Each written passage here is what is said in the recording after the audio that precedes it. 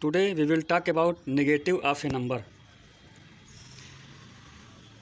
आप लोग अपने पढ़ाई के दौरान इंटीजर्स और नेगेटिव इंटीजर्स के बारे में जाने हैं।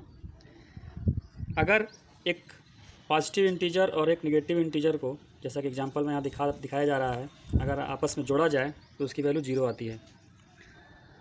तो यानी कि जैसे कि 1 का नेगेटिव वैल्यू -1 होगा, तो 1 का नेगेटिव क्या होगा? -1।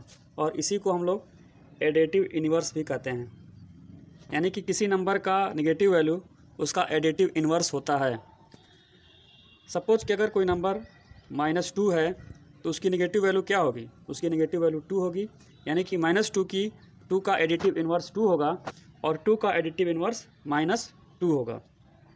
इसी तरीके से अगर हम बात करें रेशनल नंबर के लिए, तो एक रेशनल नंबर 2/3 के लिए उसका एडिटिव इन्वर्स क्या होगा? तो 2/3 के लिए एडिटिव इन्वर्स होगा -2/3। -2/3 उसका एडिटिव इन्वर्स होगा। तो इसका हम लोग ध्यान रखेंगे कि किसी भी नंबर के एडिटिव इन्वर्स से उसमें जोड़ने पर जो वैल्यू आएगी, जो रिजल्ट आएगा, वो 0 आएगा।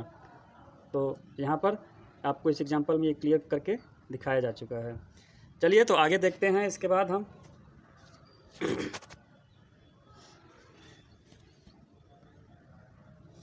अब बात करते हैं हम लोग रेसिप्रोकल की। तो किसी भी नंबर का रेसिप्रोकल कौन सा नंबर होता है? तो जैसे कि हम बात कर रहे थे कि किसी गिवन नंबर में उसका नेगेटिव नंबर जोड़ने पर एडिटिव इन्वर्स मिलता है, उसको एडिटिव इन्वर्स कहते हैं। उसी तरीके से किसी गिवन नंबर में उसके न्यूमरेटर और डिनोमिनेटर के प्लेस को अगर इंटरचेंज कर दिया जाए तो उसका रिजल्ट क्या आएगा? 1 आएगा। अगर किसी नंबर से किसी ऐसे नंबर से मल्टीप्लाई करें कि रिज़ल्ट 1 आए, यहाँ पे देखिए रिज़ल्ट 1 आए, तो उसको हम लोग बोलते हैं reciprocal of that number. For example, अगर कोई नंबर 8/21 हमको गिवन है, तो उसमें किस नंबर से हम मल्टीप्लाई करेंगे कि हमारा रिज़ल्ट 1 आएगा? तो ये करने के लिए हमको ऊपर हम जैसा कि जानते हैं कि न्यूमरेटर होता है और नीचे डिनोमिनेटर होता है। तो न्यूमरेटर के प्लेस और डिनोमिनेटर के प्लेस को इंटरचेंज कर देते हैं। यानी कि 8/21 को हम क्या लिखेंगे? 21/8। और अगर आप इसको दोनों को मल्टीप्लाई करेंगे तो आपको आएगा रिज़ल्ट 1 आएगा। तो एडिटिव इन्वर्स और रेसिप्रोकल आप लोग समझ गए हैं कि एडिटिव इन्वर्स कौन सा नंबर होता है? किसी एक गिवन नंबर का नेगेटिव नंबर एडिटिव इन्वर्स होता है, और किसी गिवन नंबर का उल्टा कर देने पर, यानी कि न्यूमरेटर और डिनोमिनेटर के प्लेस को आपस में इंटरचेंज कर देने पर जो नंबर हमको मिलता है वो रेसिप्रोकल होता है। एडिटिव इन्वर्स का टोटल जोड़ने पर उस गिवन नंबर में हमको रिजल्ट 0 आएगा, और रेसिप्रोकल को मल्टीप्लाई करने पर उस नंबर में हमको रिजल्ट 1 आएगा। तो इन दोनों चीज़ों का आप लोग ध्यान रखेंगे। अगर अब आगे अगली प्रॉपर्टी है distributivity of multiplication over addition for rational number. तो आइए देखते हैं इसमें कैसे ये काम करता है।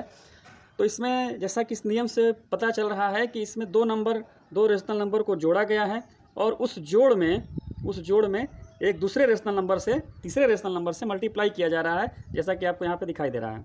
यहाँ पे 2/3 और -5/6 को जोड़ा जा रहा है, और उसमें उस जोड़ में उस एडिशन में -3/4 से मल्टीप्लाई किया जा रहा है।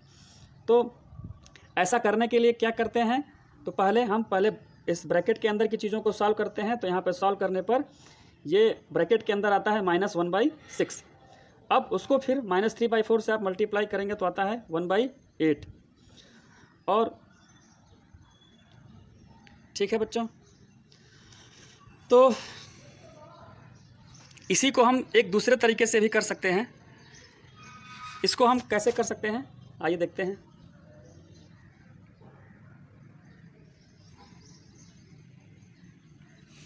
तो यहाँ पे आप ये देखिए कि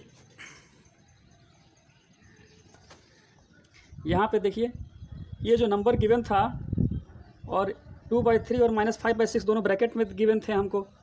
तो हमने क्या किया कि जो -3/4 ब्रैकेट के बाहर था, उससे एक बार 2/3 को मल्टीप्लाई कर दिया, और दूसरी बार -5/6 को उसके साथ मल्टीप्लाई कर दिया और बाद में उसमें हम लोगों ने उनके बीच में जो एडिशन का निशान लगा दिया। तो इस तरीके से भी करने से हमको रिजल्ट सेम आता है। तो इस यहाँ पर हम देखते हैं कि हमको एक यहाँ पे प्रॉपर्टी हमको यहाँ पे प्राप्त होती है कि अगर कोई नंबर गिवन है a और ब्रैकेट में 2 नंबर हैं, दोनों का एडिशन है, तो a into B plus a into C, ये एक फार्मूला हमको यहाँ पे मिल जाता है। ऐसे ही अगर सब्सट्रैक्शन है तो a into B minus a into C, तो ये बहुत इंपॉर्टेंट फार्मूला है, इसको आप लोग ज़रूर नोट कर लीजिएगा और आगे के लिए इसका यूज जो एक्सरसाइज हम लोग करने वाले हैं उसमें इसका यूज होगा। अब यहाँ पे ये ट्राई दीज का क्वेश्चन गिवन है, तो इसको आप लोग सभी लोग सॉल्व करिए और इस एग्जांपल को समझिए कि इसमें क्या करना है। इसमें एडिटिव इन्वर्स लिखना है। तो -7/19 का एडिटिव इन्वर्स क्या होगा, तो निगेटिव ऑफ -7/19, यानी कि क्या करना है, हमको यहाँ पे ब्रैकेट बनाना है, -7/19 लिखना है और उसके बाहर माइनस लगा देना है। अब इस माइनस का इस माइनस में जब 2 माइनस हो जाते हैं तो उसकी वैल्यू क्या हो जाती है, प्लस हो जाती है। तो इसकी वैल्यू क्या हो जाएगी, 7/19।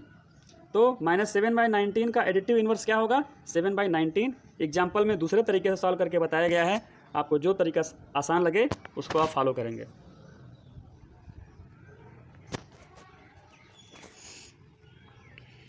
ऐसे ही अदर एग्जाम्पल यहाँ पे दिए गए हैं, इन सब का प्रैक्टिस करके आप आगे चलेंगे। यहाँ पे इसको सॉल्व करने के लिए दिया गया है, तो आप यहाँ देख रहे हैं कि कैसे हम प्रॉपर्टी का यूज करते हुए क्वेश्चन को यहाँ पे सॉल्व कर रहे हैं। जैसे कि इस एग्जांपल को समझिए, यहाँ पे दिया गया है 2/5 इंटू -3/7 -1/14 -3/7 इंटू 3/5। तो यहाँ हमको कौन सी प्रॉपर्टी लगानी है, पहले तो कम्यूटेटिव प्रॉपर्टी हम यहाँ पे लगाएंगे। तो कम्यूटेटिव प्रॉपर्टी अगर आपको कन्फ्यूजन हो रहा है तो इसके पहले का जो वीडियो था उसको आप फॉलो करिए, उसमें आपको प्रॉपर्टी अच्छे से समझाई गई है। तो इस प्रॉपर्टी के अकॉर्डिंग आप इसको अरेंज कर लेंगे। तो यहाँ पे देखिए, यहाँ पे 2/5 और -3/7 और -3/7 इंटू -3/5 और -1/14 जो सबसे अलग था, हमने उसको सबसे किनारे कर दिया गया है। अब यहाँ पे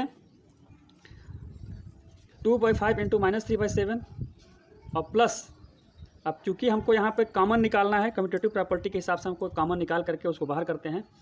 तो यहाँ पे -3/7 आगे दिया हुआ है, लेकिन यहाँ पे 3/7 दिया गया है।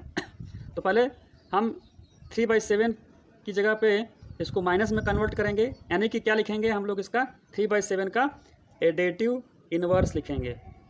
क्या लिखेंगे, एडिटिव इन्वर्स लिखेंगे।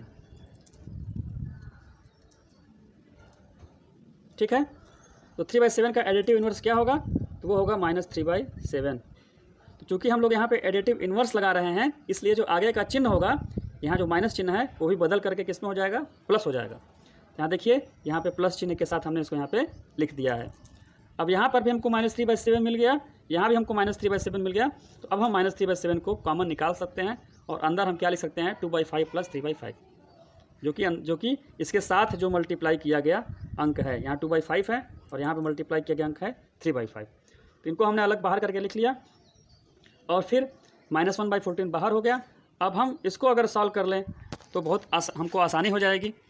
तो और हम आसानी से देखते हैं कि हमारा आंसर -1/2 यहाँ पे आ गया है। आप ट्राई करके देखिएगा और नीचे जो गिवन एक्सरसाइज है, एक्सरसाइज 1.1, उसको सभी लोग सॉल्व कर लें।